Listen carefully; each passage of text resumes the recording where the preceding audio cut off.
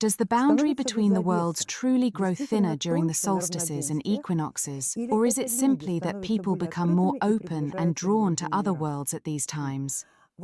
This question relates directly to our series of mysteries, which we always hold at 8 marker points, namely, the 8 pagan festivities throughout the year. Those of you who have attended our Wheel of the Year mysteries, or who know about them, will be well aware of what I'm speaking about now. For those who aren't familiar with them, let me briefly explain. There are 8 points in the year. 8 moments when the boundary between the energy-informational spaces becomes very thin. These moments, these marker points, are known as pagan festivities.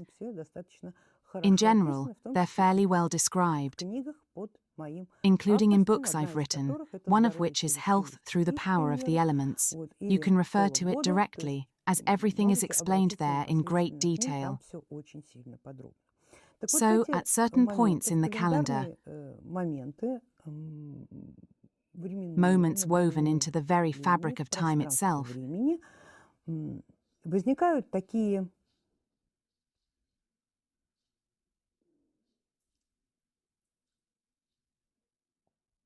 specific nerve nodes emerge.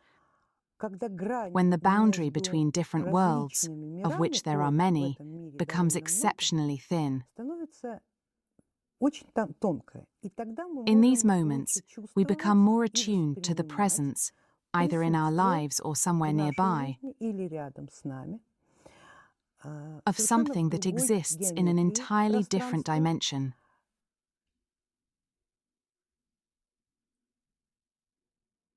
Certain energy-informational phenomena,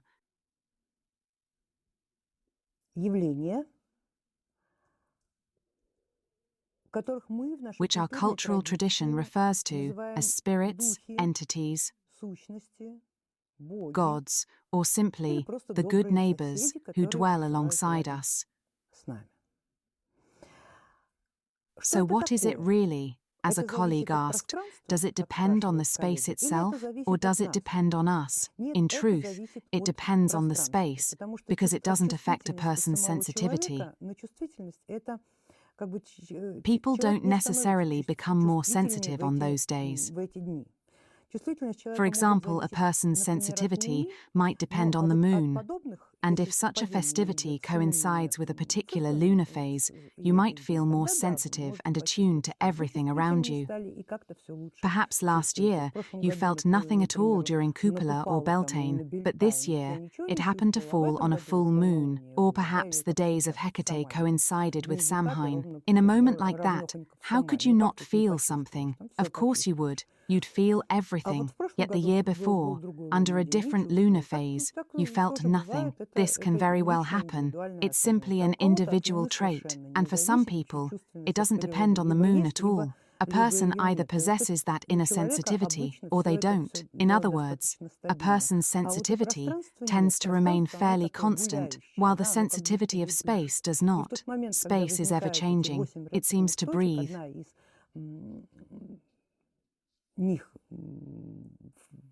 And when one of these 8 marker points occurs, it creates certain distinct combinations within space, combinations of spaces. But what does this actually mean?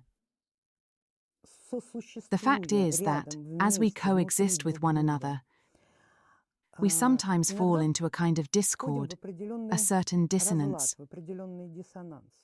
Each of us experiences our own events. For some, time seems to speed up. For others, it slows down. And some encounter particular occurrences. All of these experiences affect the overall atmosphere of existence. It's the same for everyone. And so, from time to time, we need to synchronize, allowing this wheel of time to continue turning and ensuring the entire system functions coherently without failure. Periodically, we must come into alignment with one another, However, it is precisely for this collective synchronization that these 8 marker points exist. The processes that unfold in the moment of synchronization happen regardless of whether we sense them or not, yet they begin to influence us far more when we pay attention to them. At times, we might sense them spontaneously, or we may become consciously aware of them by joining a festivity. For example, by participating in a particular mystery or performing a specific ritual. In such moments, our sensitivity seems to attune not only to what is happening within us, but also to what is occurring outside us. At those points, the mind and body, the subconscious and the conscious, all begin to perceive more than they did before. There is a reason why it's said that a bonfire must be lit on Beltane. At that time, fires are kindled across all the worlds. This fire creates a connection between them, enabling us to communicate in ways that would be impossible on any other day, or without the bonfire of Beltane.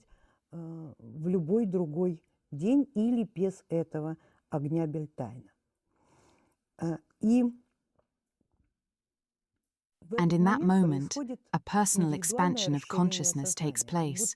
It's as if your mind stretches out to cover not only your own reality, but also a parallel one, with this process unfolding without any barriers. As the mind stretches, it absorbs information that exists in those worlds.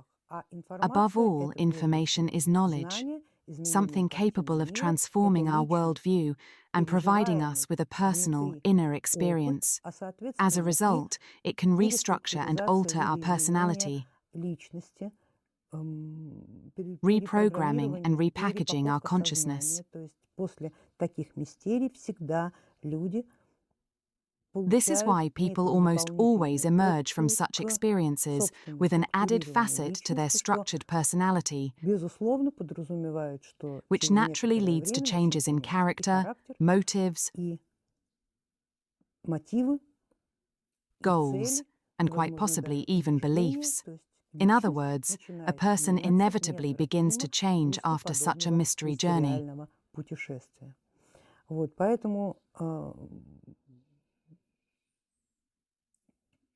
And that is precisely why festivities and mysteries of this kind should never be missed, because they offer us so much. They provide what our mathematical model of reality will never be able to. Since things like wizardry, sorcery, and magic are not part of the foundation of the reality we live in. But in those other realities, which we have the opportunity to reach out and touch, they generally do exist. And so, we enrich ourselves with knowledge that we cannot always gain in ordinary, everyday life. These festivities are simply a lifeline for those who seek.